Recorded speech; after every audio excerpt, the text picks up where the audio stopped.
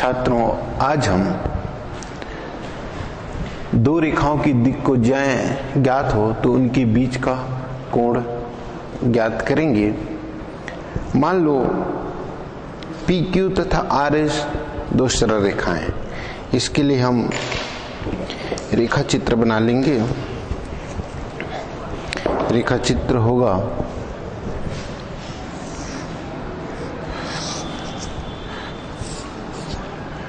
x अक्ष, y अक्ष, z अक्ष,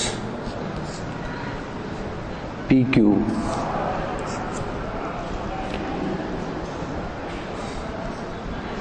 PQ और RS दो रेखाएं हैं और इनकी दिक् को L1, M1, N1। इसकी दिक् को L1, M1, N1। इसकी दिक् को है L2, M2, N2। और इनके बीच में कोण यदि थीटा बन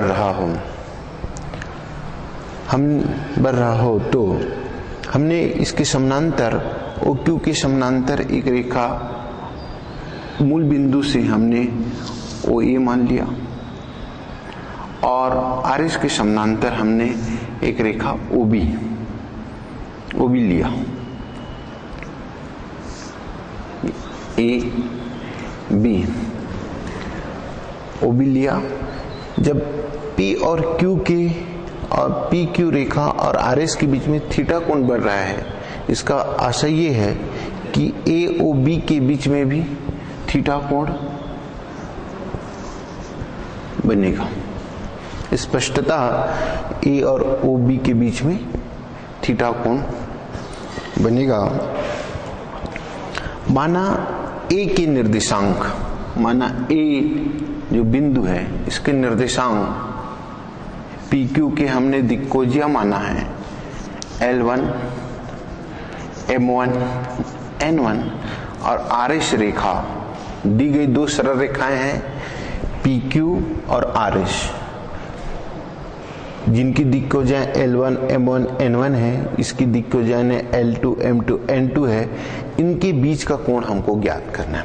हमने मान लिया इन दोनों के बीच में कोण थीटा बन रही है और साथ ही हमने ये माना कि इस रेखा के समानांतर एक रेखा OA है और दूसरी रेखा OB है ना।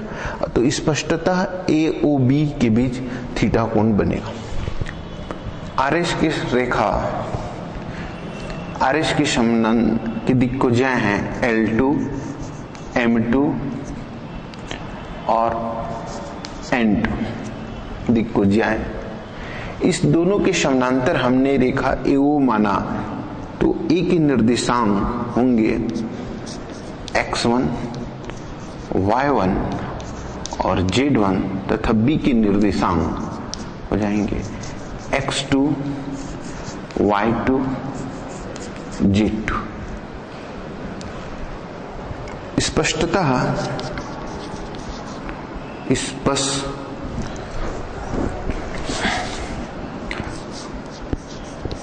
स्पष्टतः कोण AOB थीटा कोण होगा, क्योंकि हमने R और S के माना था थीटा कोण, इसलिए A और B के बीच में थीटा कोण बनेगा। तथा हमने माना AO इक्वल R1 तथा OB की लंबाई है R2।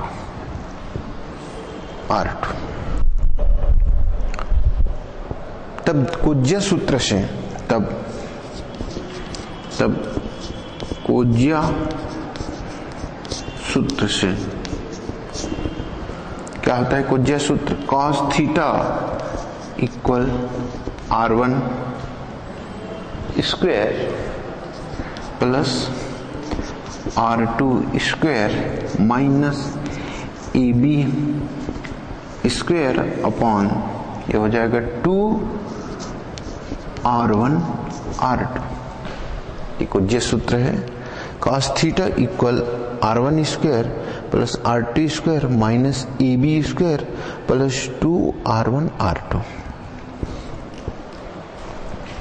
मान रखने पर r1 स्क्वायर r2 स्क्वायर और ab स्क्वायर का मान रखने पर cos थीटा इक्वल हो जाएगा cos theta equal r1 x1 का वर्ग y1 square z1 square plus x2 square y2 square plus z2 square minus AB square का मतलब ये हुआ कि दोनों बिंदुओं के बीच की दूरी मान रखने पर ये हो जाएगा minus x2 minus x1 square plus y2 minus y1 square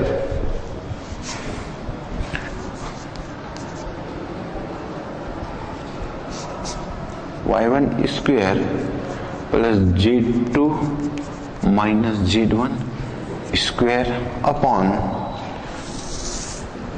upon ये हो जाएगा cos थीटा इक्वल अपॉन ये हो जाएगा 2r1 और r2 2r1 और r2। तिर्यक गुना करने पर ऊपर व्यंजक के अंश वाले भाग को हल करने पर हमें प्राप्त होगा cos थीटा इक्वल ये हो जाएगा x1 स्क्वायर ये हो जाएगा x1 square y1 square z1 square plus x2 square y2 square plus z2 square minus x1 square x2 square minus 2x1 x2 plus y1 square y2 square minus 2y1 y2 plus z1 square z2 square minus 2z1 z2 upon 2r1 r2।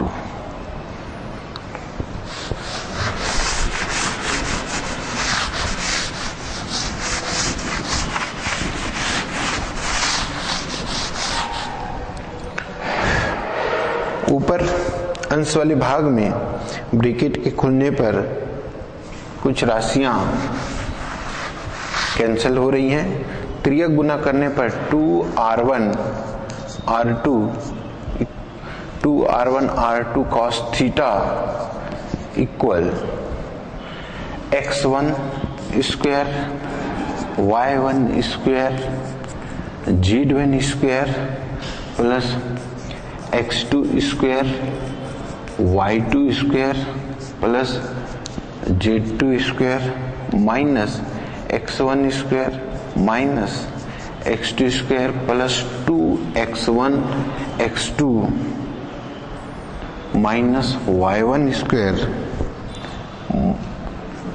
Minus y2 square plus 2y1 y2 minus z1 square minus z2 square plus 2z1 z2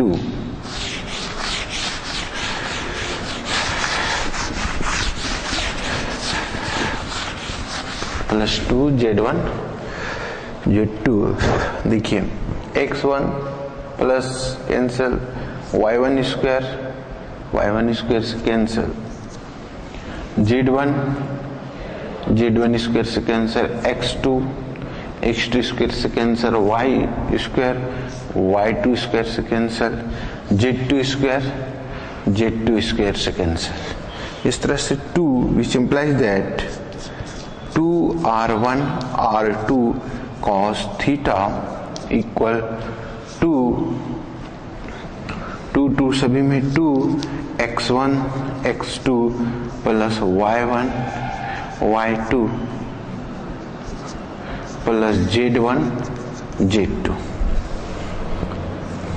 2r cancel both the side, इसलिए आया r1 r2 cos theta बराबर x1 x2 plus x1 into x2 y1 into y2 plus z1 into z2। परंतु x1 equal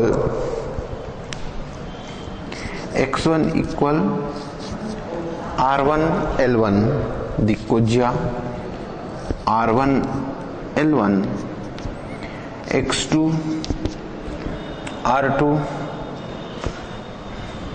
y1 हो जाएगा r1 m2 z1 r1 n1 x2 r2 l2 y2 r2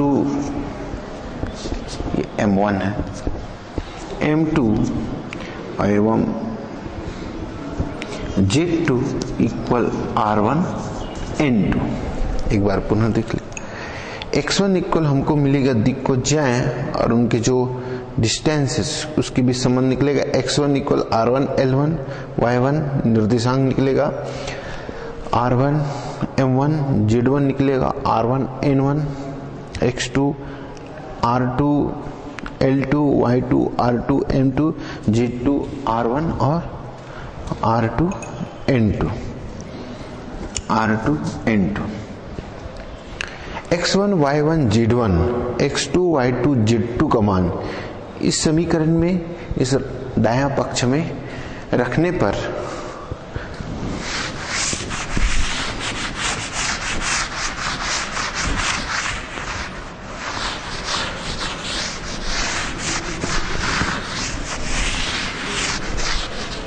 दायां पक्ष में रखने पर r1 r2 cos theta equal x1 r1 l1 x2 into r2 l2 plus r1 m1 into r2 m2 plus r1 n1 z1 का मान r2 n2।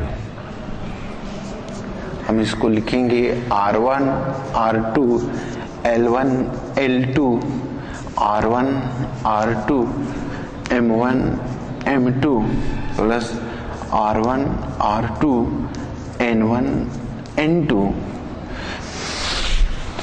r1 r2 सभी में common निकलेगा तो ये हो जाएगा r1 r2 l1 l2 plus m1 m2 plus n1 n2।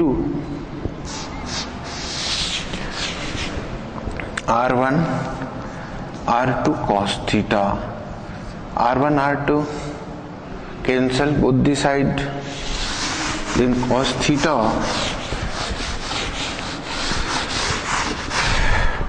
Theta इसलिए cos theta equal l1 l2 m1 m2 plus n1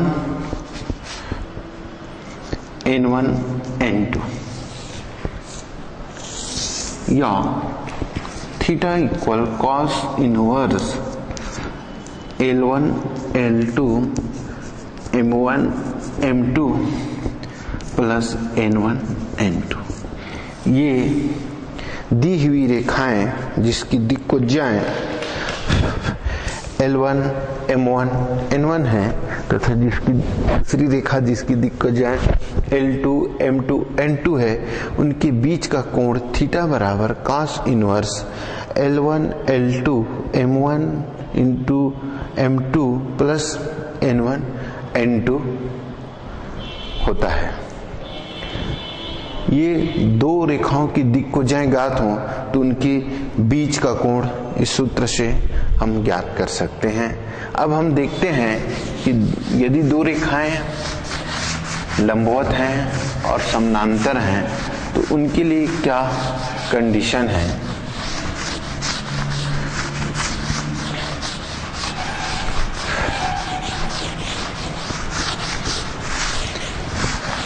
यदि दी हुई रेखाएं जिसकी दिक्कजाएं L1 M1 N1 है और दूसरी रेखा जिसकी दिक्कजाएं L2 M2 N2 है, यदि ये रेखाएं लंबवत हों तो इसके लिए कंडीशन है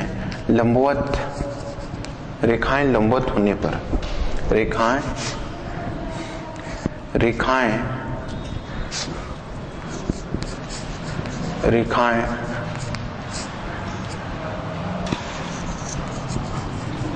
लंबवत रेखाएं की लंबवत होने का प्रतिबंध है, लंबवत होने का प्रतिबंध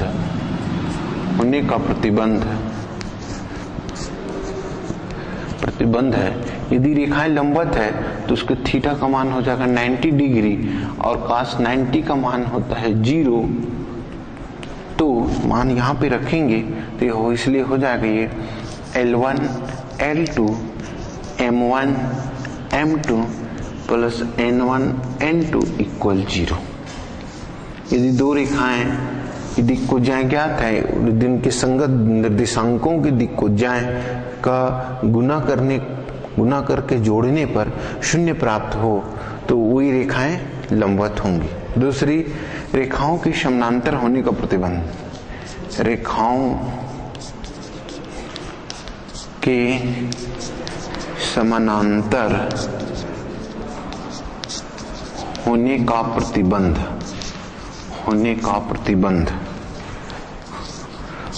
प्रतिबंध है।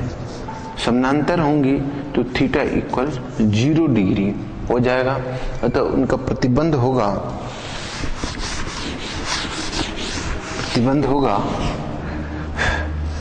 L1 अपान L2 M1 अपान M2 और N1 अपान N2। ये यदि दी हुई रेखाओं की उनकी दिक्कजाएं x निर्देशांक, y निर्देशांक और z निर्देशांक के सापेक्ष यदि दिक्कजाएं समानुपातिक हैं तो वे रेखाएं समानांतर होंगी। इस प्रकार हमको दो प्रतिबंध प्राप्त हुए। रेखाओं के लंबवत होने के लिए L1 L2 plus M1 N2 plus N1 N2 equal 0 और रेखाओं के समानांतर होने का प्रतिबंध है L1 अपान L2 M1 अपान M2 इक्वल N1 अपान N2।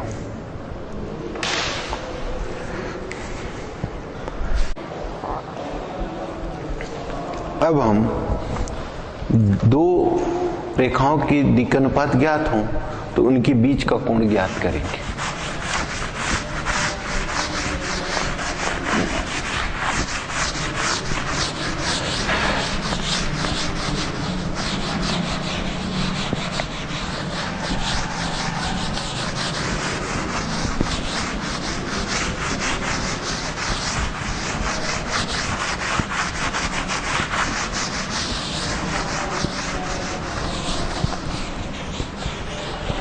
यदि दो रेखाओं के दिक् अनुपात ज्ञात हो, दिक् अनुपात ज्ञात हो तो उनके बीच का कोण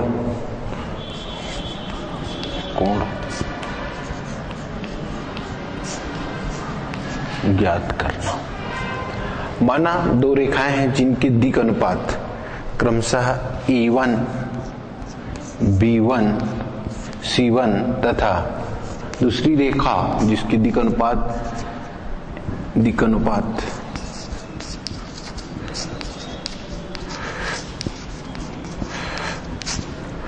A2 B2 C2 है। पहले रेखा की दिक् अनुपात A1 B1 C1 तथा दूसरी रेखा की दिक् अनुपात A2 B2 C2 है तथा उनके बीच का कोण थीटा, उनके बीच का कोण कितना बन रहा है? थीटा। माना कि जो रेखाएं हैं उनकी दिक् को जाएं, माना रेखाओं, पहली रेखा की दिक् को जाए L1, रेखा की दिक् को जाए, माना कि दिक् को जाएं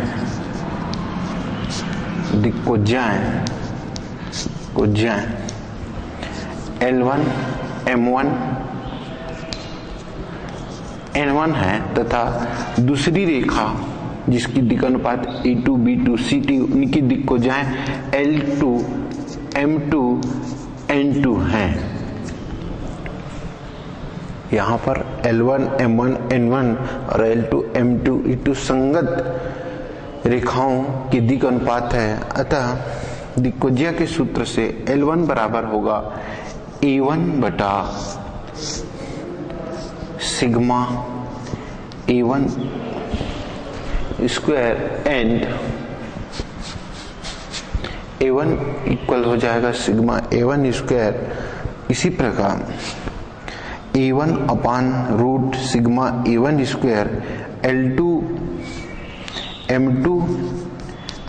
M1 इक्वल हो जाएगा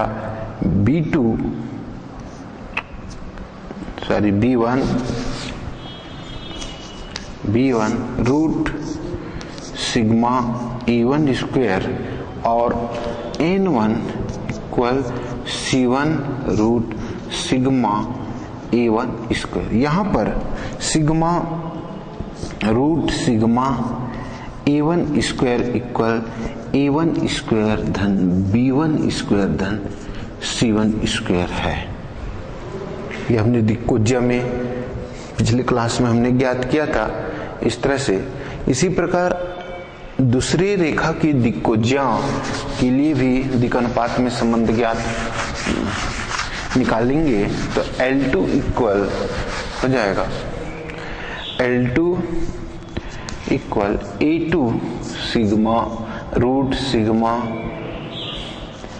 A2 square M2 equal B2 root sigma A2 square and N2 equal C2 upon root A2 square. यहाँ भी root sigma A2 square equal A2 square धन B2 स्क्वायर धन C2 स्क्वायर। यहाँ पर भी ये है। अभी हमने दो रेखाओं की दिक्कोज्याओं के संबंध के लिए हमने ज्ञात किया था, कोण के लिए सूत्र निकाला था कि cos थीटा बराबर L1 L2 M1 M2 plus N1 N2 upon M1 N2 से मान रखने पर L1 मान रखेंगे तो ये हो जाएगा E1 E2 B1 B2 plus C1 C2 upon root sigma, या इसको सिग्मा समेशन लगा हम लिखेंगे A1 square B1 square plus C1 square and root ये हो जाएगा A2 स्क्वायर B2 स्क्वायर, ये रूट नहीं था सॉरी, यहाँ पर सिग्मा का मतलब ये था, प्लस C2 स्क्वायर। ये cos थीटा इक्वल प्राप्त हुआ, या थीटा cos थीटा बराबर ये हमको प्राप्त हुआ। अब यहाँ पर भी समानांतर और लंबवत होने के लिए प्रतिबंध है। यदि रेखाएं समानांतर हैं या लंबवत हैं तो उसके लिए दिक् अनुपात के लिए भी प्रतिबंध है। पहला, रेखाएं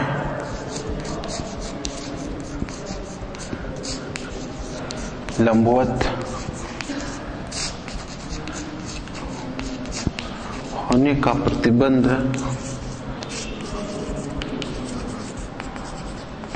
है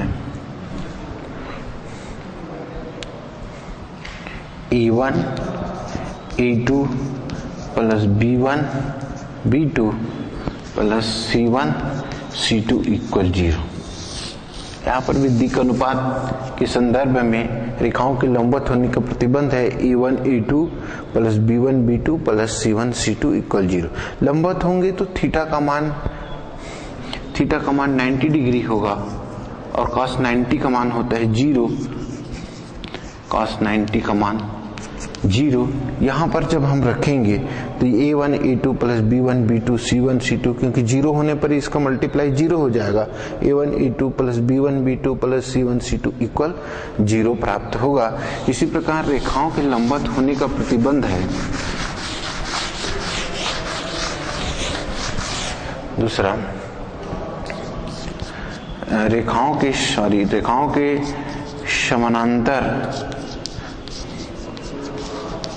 समानांतर होने का प्रतिबंध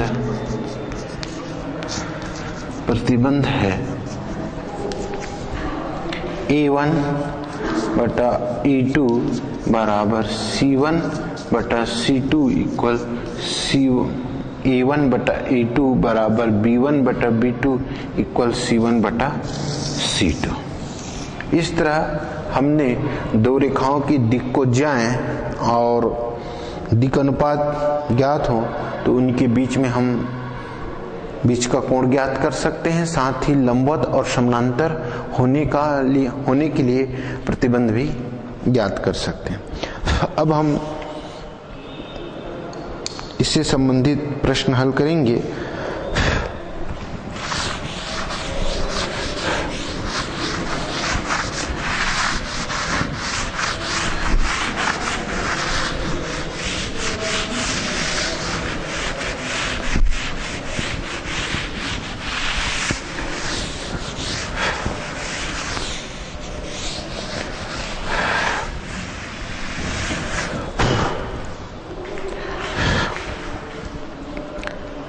यदि दो रेखाओं के बीच का कोण ज्ञात कीजिए जिनके दिक् अनुपात 3, 4, 5। दो रेखाओं के बीच का कोण ज्ञात करना है जिनके दिक् अनुपात दिए हैं 3, 4, ऋण 5। 3, 4, 5 इनकी पहली रेखा का दिक् अनुपात है। दूसरी रेखा का दिक् अनुपात है 4 ऋण 3 और 5। हमको दो रेखाएं दी गई है, दो रेखाओं के बीच का कोण ज्ञात करना है जिनके दिक् अनुपात दिए गए हैं। पहली रेखा के दिक् अनुपात है 3, 4, 5 और दूसरी रेखा के दिक् अनुपात है 4 ऋण 3, 5। हल दिक् अनुपात दिए हैं,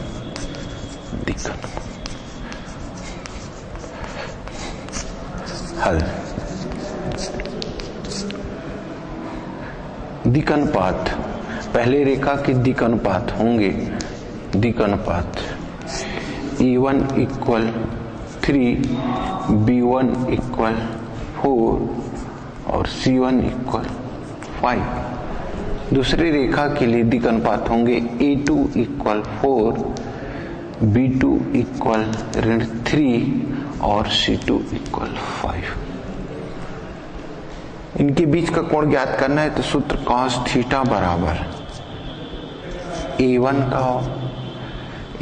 A2 plus B1 B2 plus C1 C2 बटा वर्गमूल A1 का वर्ग b1 का वर्ग धन c1 का वर्ग वर्गमूल e2 का वर्ग b2 का वर्ग धन c2 का वर्ग।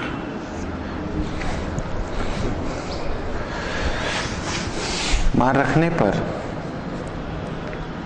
3 गुणित 4 धन 4 गुणित ऋण 3 धन 5 गुणित 5 बेटा ये हो जाएगा a1 का वर्ग 3 का वर्ग b1 का वर्ग 4 का वर्ग c1 का वर्ग 5 का वर्ग वर्गमूल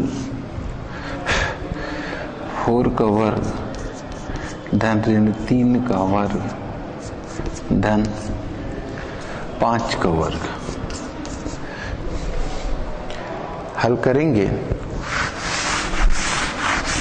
तो ये प्राप्त होगा हमको 4 तिया 12 कॉस थीटा बराबर 4 तिया 12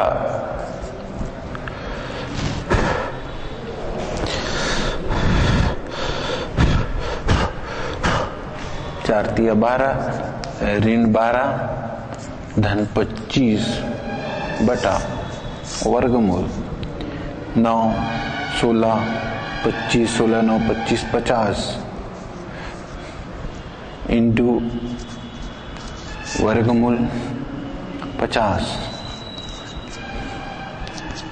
जीरो कैंसल 12 कैंसल तो 25 दो बार आने के कारण स्क्वायर हो जाएगा 50 cos theta equal 50 cos theta equal 1/2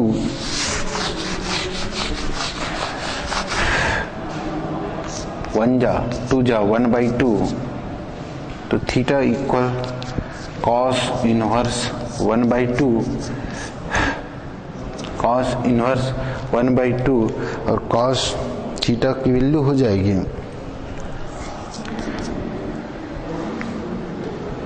theta की वैल्यू हो जाएगी 60 डिग्री। कॉस 60 डिग्री का मान 1/2 है तो दोनों रेखाओं के बीच का कोण 60 अंश।